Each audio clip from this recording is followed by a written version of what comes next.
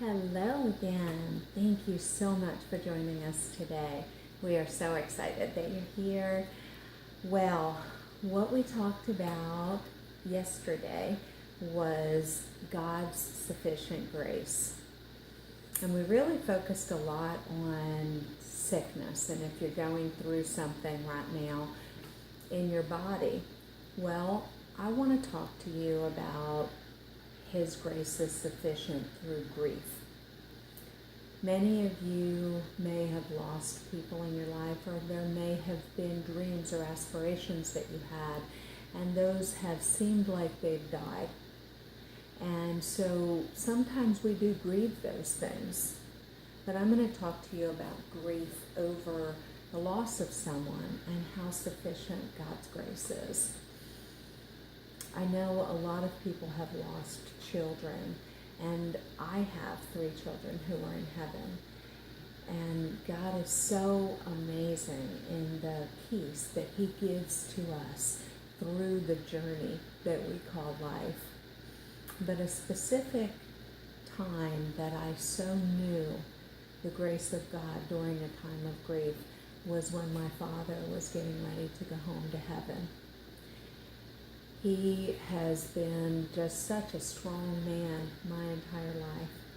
And they called and said he's going to be going soon. Well, they had told me that for the past 10 years. And so I was kind of skeptical. I contacted his doctor who had cared for him for the past 10 years, and he said, if I were you, I'd get here, Yvonne. And so we prepared and we asked God, when do you want us to leave? It was 2 days before our daughter was finishing up her junior year in high school, and so we decided to leave 4 days later. Kind of reminds me of Jesus with Lazarus. He knew that Lazarus was ready to die, and yet he waited a couple more days before he went. And so we waited and we went, and there was such grace and peace on the journey. It was overwhelming. We decided to drive because we weren't sure how long he would be around, and so we drove from Texas to Delaware. And it was just such a joyous journey there. When I got there, there was a definite knowing my time was to be right there by my dad's side. And so I stayed by his side for 3 days. As we were preparing to go there, I would continue to call him, and he was so weak he couldn't even hold the phone. They put the phone up to his ear, and he would say, "Baby doll, I will wait for you. I will wait for you." And at this point, he was going back and forth between heaven and here. And he was telling me, I see my mother, I see my father. My father was a landscape artist here.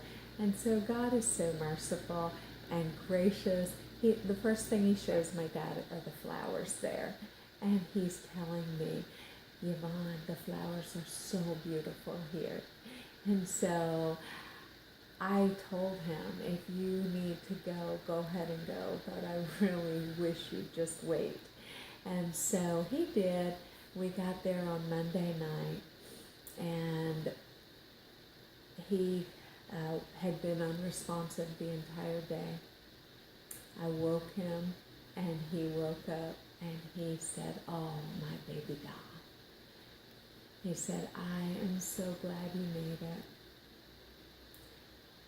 I am so proud that you are my daughter, and I love you so much." And people say, "Oh, it's a shame you didn't record it." Oh, that's recorded forever in my heart, and I hear it in his voice every time.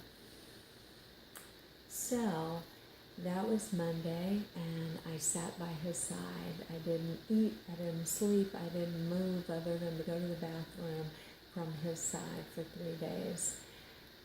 On Tuesday night, it was in the middle of the night, and his breaths were starting to get more shallow. And I said, "God, you're going to have to give me the grace and the strength to be able to watch him take his last breath.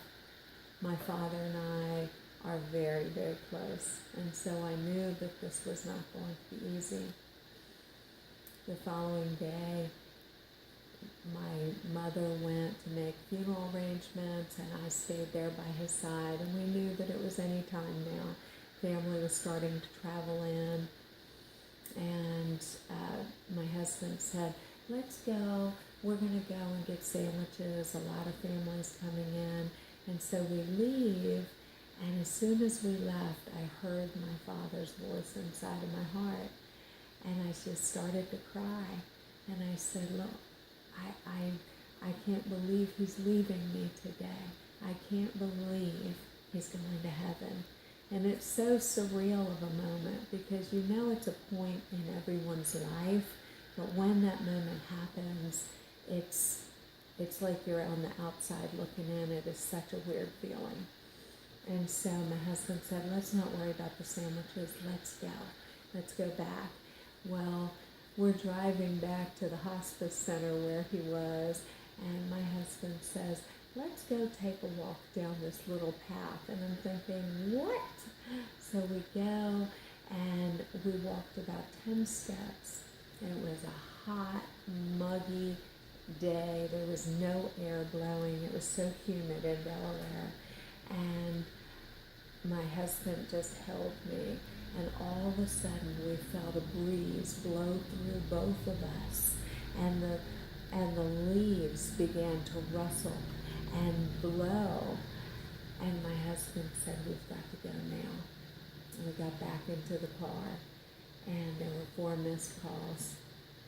And the nurse, who was so wonderful, said, Yvonne, I'm so sorry, your father is gone. Well, I know that that was my dad as he was leaving and said goodbye. He told me he would never leave without saying goodbye. And he promised me that I would not get a phone call to be told that he was gone. And so, even though it was so painful in the natural, it was so amazing as I look back and see just the hand of God and the amazingness of God through the whole event.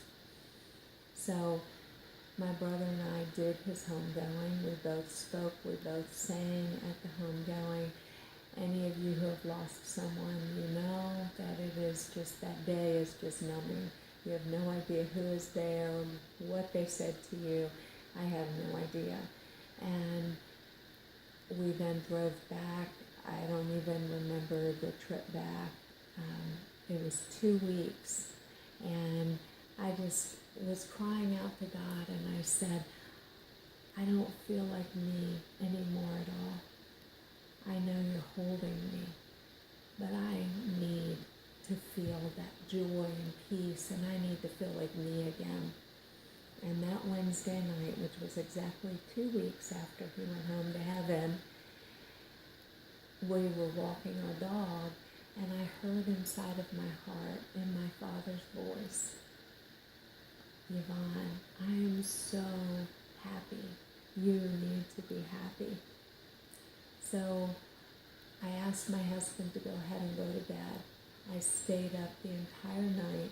I listened to worship songs. I cried. I laughed. I felt the embrace of my Father. And I slept for about an hour that following morning, and when I woke up, that heaviness had broken. And I won't tell you there aren't times I'll watch a movie and it'll remind me of my dad and I'll cry. But there's such grace when you have the Lord. I thought about it through that. What do people that don't know God do? What is their hope? What is their anchor? What do they cling to? Well, thank God, brothers and sisters, you and I do not have to know that, because we have a Father who loves us so much. And he doesn't leave us in times of trouble. He's not up in heaven saying, oh, take care, I'm watching out for you. He is right there, intimate and in it with you, just like he was with me.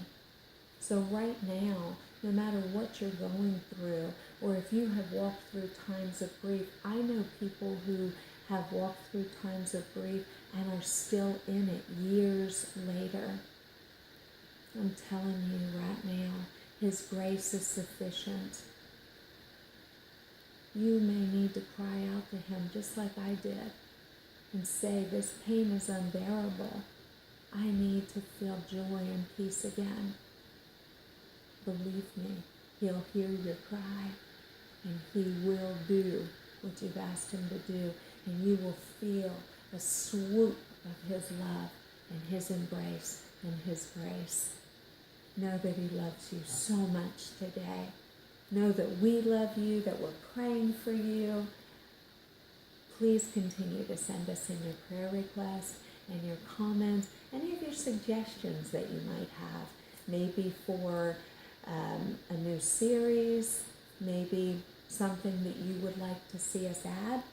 Please send us in your suggestions. Let's stay connected to each other and to the vine.